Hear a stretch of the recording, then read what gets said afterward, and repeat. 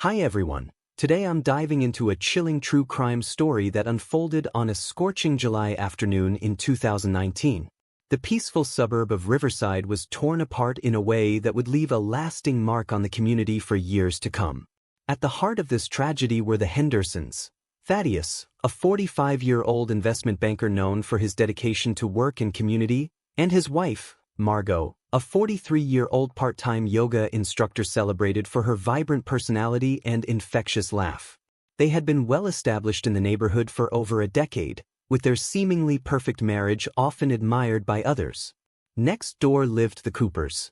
Elaine, a widow, and her 19-year-old son, Liam, who was home from college for the summer.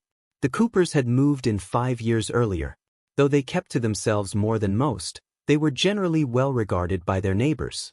No one could have anticipated that these ordinary lives would intersect in such a disastrous manner. Thaddeus Henderson was a man driven by ambition. Growing up in rural Iowa with working-class parents, he had climbed the social ladder through relentless determination and a near-obsessive work ethic. By his early 30s, he had made a name for himself as a promising talent at a financial firm. His colleagues admired his sharp analytical skills, while his clients valued his straightforward approach to wealth management. Margot Sinclair, as she was known before marrying Thaddeus, had a different background. She was the daughter of a college professor and an artist, and she grew up in an environment that cherished creativity and self-expression. Margot studied modern dance at university, dreaming of a career on stage. However, a knee injury during her senior year forced her to abandon those dreams and shift her focus to yoga and wellness coaching. Their paths first crossed at a charity gala in 2003. Thaddeus, though successful, was socially awkward and immediately captivated by Margot's lively and charming demeanor. For Margot, Thaddeus represented stability and the promise of a secure future that would allow her to follow her passions without financial concerns. They married a year later in a grand ceremony that was the talk of their social circle.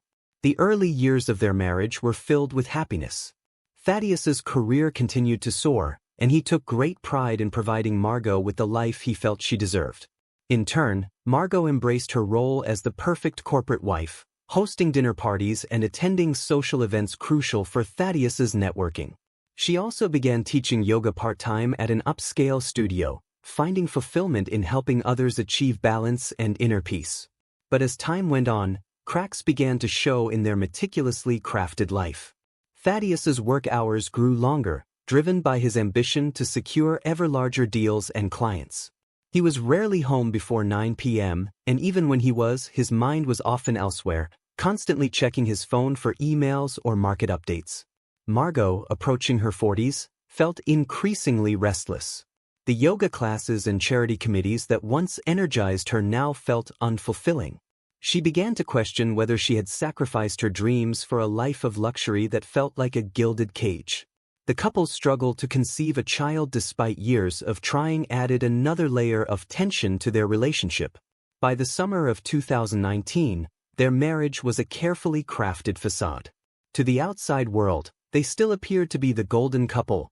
Thaddeus continued to excel at work, recently closing a deal that positioned him for a partnership, while Margot's yoga classes thrived, attracting students drawn to her warmth and apparent serenity. Yet, behind closed doors, they had become virtual strangers. Their conversations, when they happened, were mundane and focused on schedules and social obligations. Physical intimacy had become infrequent, each touch burdened with unspoken resentments and unmet expectations. Neither Thaddeus nor Margot was willing to acknowledge, even to themselves, how far apart they had drifted.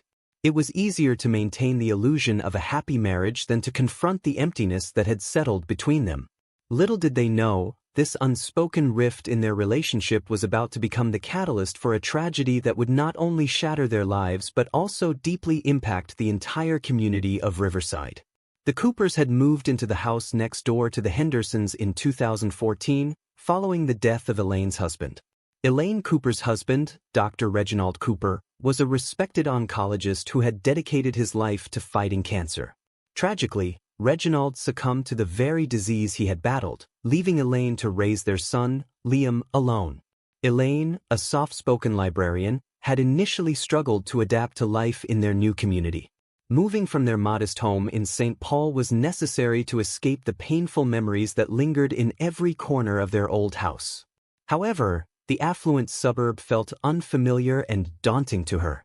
She found comfort in her books and tended to a garden that soon became the envy of the neighborhood. When the Coopers moved in, Liam was 14, an introverted, lanky teenager who was more comfortable with computers than with people.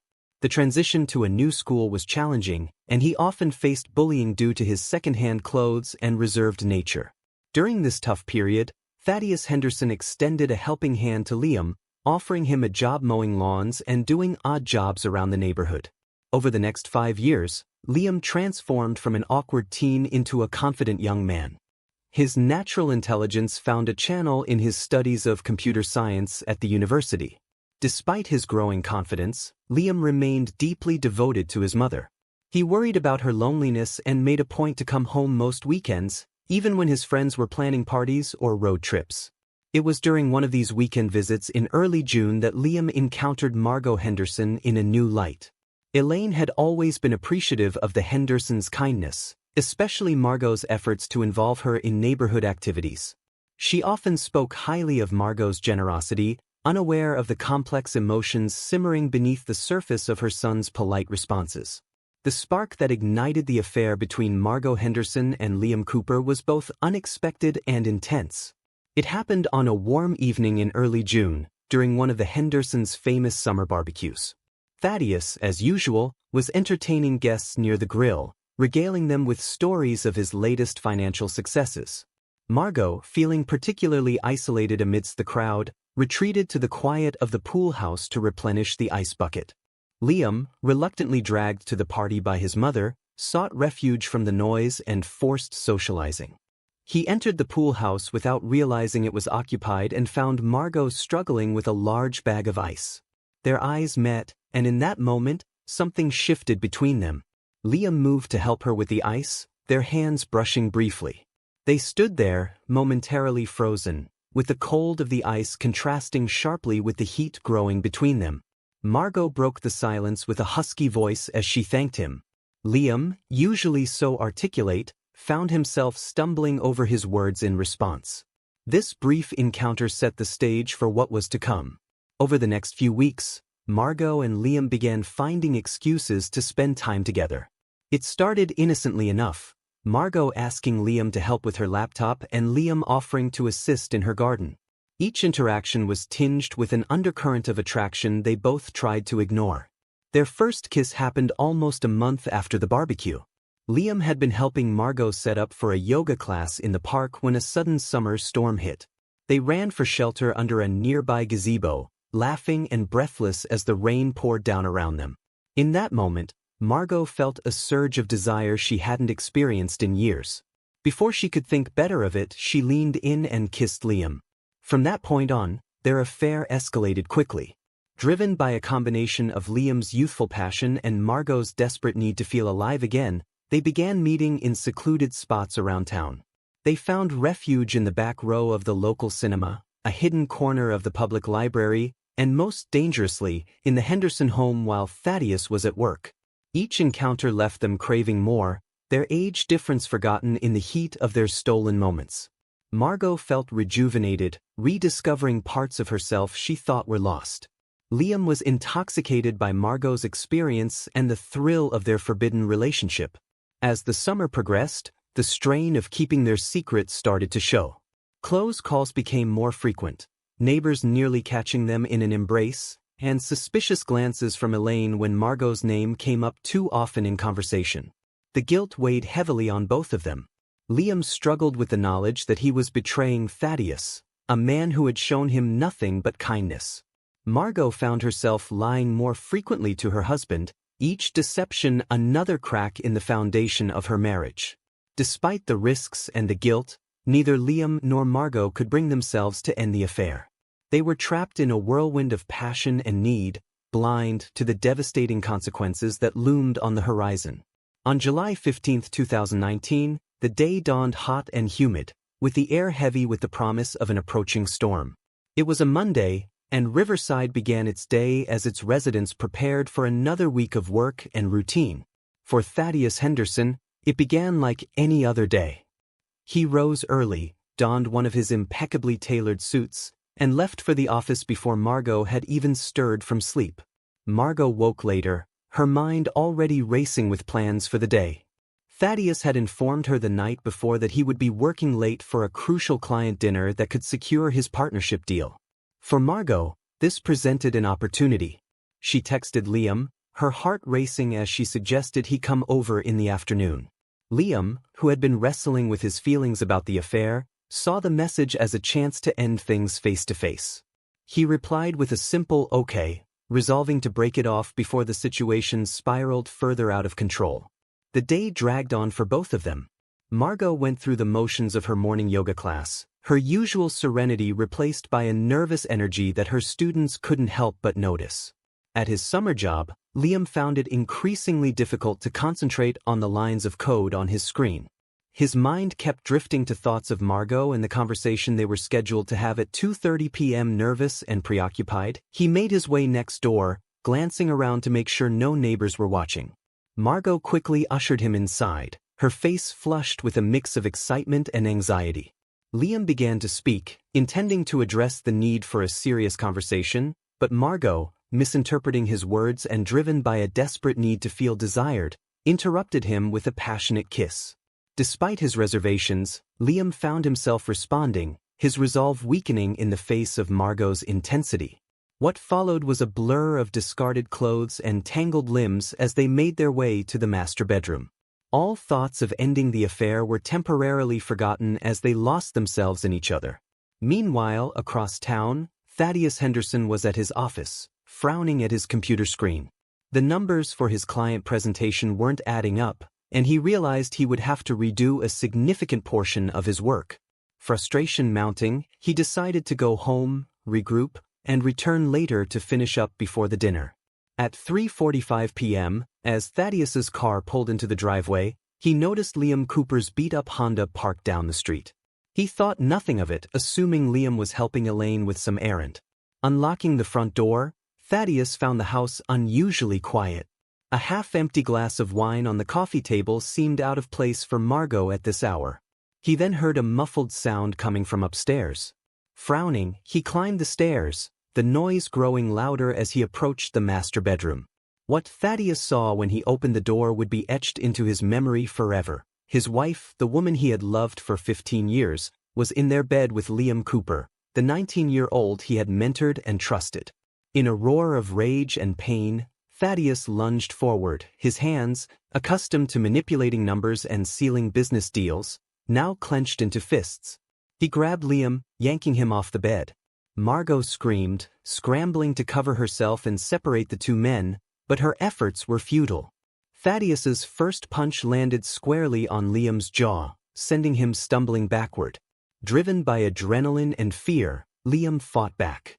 The two men grappled, crashing into the dresser and sending framed photos and trinkets scattering across the floor. In the chaos, no one noticed the heavy crystal bookend that fell from the dresser. It wasn't until Thaddeus, in a fit of blind rage, seized it and brought it down on Liam's head with a sickening thud. The sound echoed in the sudden silence that followed. Liam crumpled to the floor, blood pooling rapidly around his motionless form.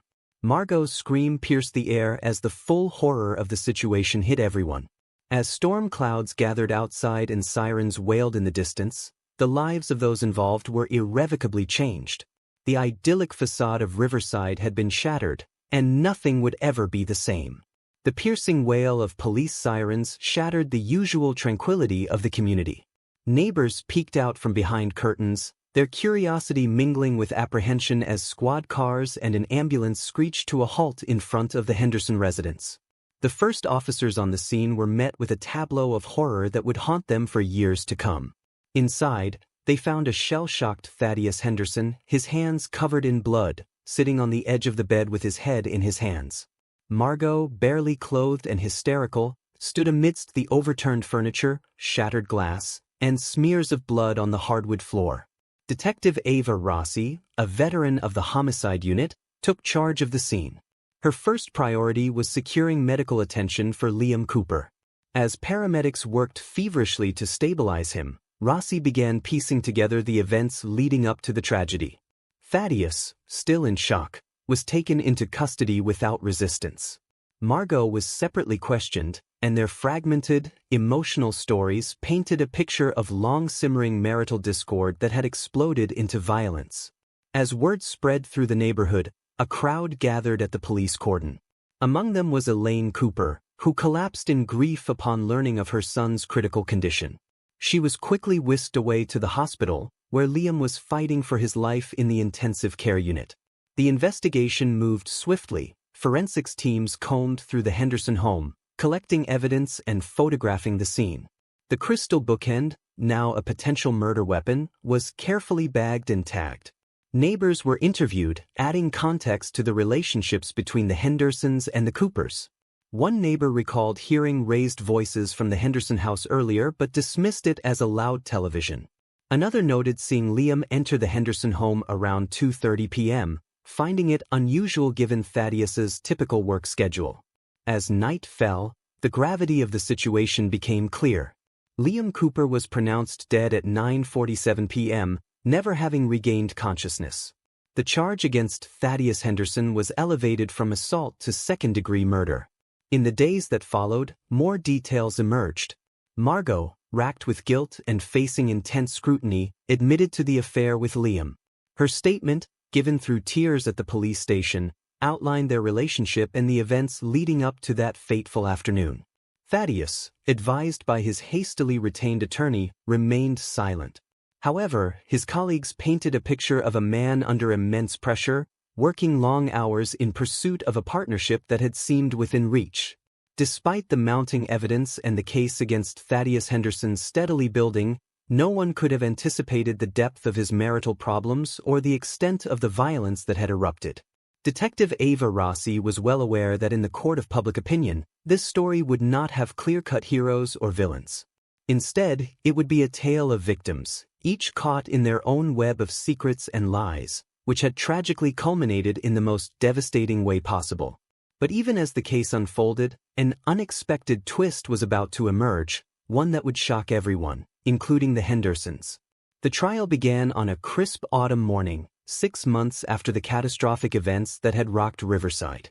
The county courthouse, with its stately red brick facade and white columns, was swarmed by reporters and curious onlookers. Inside, the atmosphere was thick with tension as the judge called the court to order. Prosecuting attorney Veronica Talbot, renowned for her sharp intellect and even sharper tongue, laid out the state's case with precision. In her opening statement, she painted a vivid portrait of Thaddeus Henderson as a man consumed by rage and jealousy, who had brutally ended the life of a young man in the prime of his existence. Talbot's words, though measured, were impactful, her gaze sweeping across the jury as she vowed to prove Henderson's guilt beyond a reasonable doubt. In response, defense attorney Sterling took the stand with a contrasting narrative. He portrayed Thaddeus as a devoted husband and a respected member of the community who had been pushed to the brink by a betrayal of the gravest kind. Sterling suggested that the tragic death was the result of a confrontation that had spiraled out of control rather than a premeditated act of violence. As the trial progressed, a parade of witnesses took the stand. Forensic experts testified about blood spatter patterns and the force required to inflict Liam's fatal injury. Neighbors recounted their observations of that fateful day, and character witnesses spoke to the reputations and personalities of both Thaddeus and Liam. However, it was Margot Henderson's testimony that truly captivated the courtroom. Over the course of 2 grueling days on the stand, she laid bare the disintegration of her marriage and the development of her relationship with Liam. Her voice trembled as she recounted the moment Thaddeus had walked in on them and the horror of witnessing the confrontation unfold. Under cross-examination, Sterling attempted to portray her as an unfaithful wife whose actions had driven her husband to temporary insanity. Despite this, Margot remained steadfast, accepting responsibility for her part in the tragedy but maintaining that nothing could justify Liam's death. Elaine Cooper's testimony, though brief, was profoundly moving. Still grieving, she spoke of her son's kindness and his dreams, all tragically cut short by an act of violence. Her quiet dignity in the face of such unimaginable loss touched many in the courtroom, bringing several to tears. As the trial approached its conclusion, all eyes turned to Thaddeus Henderson. Against his lawyer's advice, he chose to take the stand himself. His testimony was a study in contrasts, marked by moments of apparent remorse interspersed with flashes of the anger that had led to Liam's death. Thaddeus spoke of the intense pressure he had been under at work, the growing distance in his marriage, and the shock of discovering his wife's infidelity. When describing the altercation with Liam, he claimed he had never intended to cause serious harm, explaining that he had simply lost control in the heat of the moment. As the trial continued, expert witnesses from the field of psychology were called to provide insight into the minds of those involved in the tragic events. Dr. Cho explained that Thaddeus's actions could be understood through the lens of what psychologists term intermittent explosive disorder, characterized by episodes of violent and aggressive behavior disproportionate to the situation. She highlighted Thaddeus's high-stress job, his unexpressed marital dissatisfaction, and the shock of discovering his wife's infidelity as contributing factors to his violent outburst. However, under cross-examination, Dr. Cho conceded that while these factors could help explain Thaddeus's behavior, they did not excuse it. She emphasized that many individuals face similar stressors without resorting to violence. The defense also called a specialist in marriage and family therapy to testify about the psychological impact of infidelity. Fredman described the profound sense of betrayal and loss of identity that can result from discovering a spouse's affair. He likened it to a form of psychological trauma capable of triggering extreme emotional responses. The psychological analyses presented during the trial offered a complex picture of human behavior and motivation, underscoring how a combination of personal history, societal expectations, and immediate circumstances can converge to create a perfect storm of tragedy. After 7 grueling weeks of testimony, evidence presentation, and legal arguments, the fate of Thaddeus Henderson rested in the hands of the jury. As Judge Blackwell sent the 12 jurors to deliberate, a tense silence fell over the courtroom. Following a short recess to consider all factors, Judge Blackwell returned to deliver her sentence. She cited the violent nature of the crime but also balanced it against Thaddeus's lack of prior criminal history and the unique circumstances of the case. Consequently, she sentenced him to 18 years in state prison with the possibility of parole after 12 years. As Thaddeus was led away in handcuffs, the full weight of the tragedy seemed to descend upon the courtroom. There were no victors in this case, only lives irrevocably altered by a moment of passion and a split second of violence. Outside, as news of the verdict spread, the crowd's reactions were mixed. Some felt that justice had been served, while others argued that the sentence was either too harsh or too lenient. But all agreed on one point: the events that had unfolded in Riverside would leave an indelible mark on the community for years to come.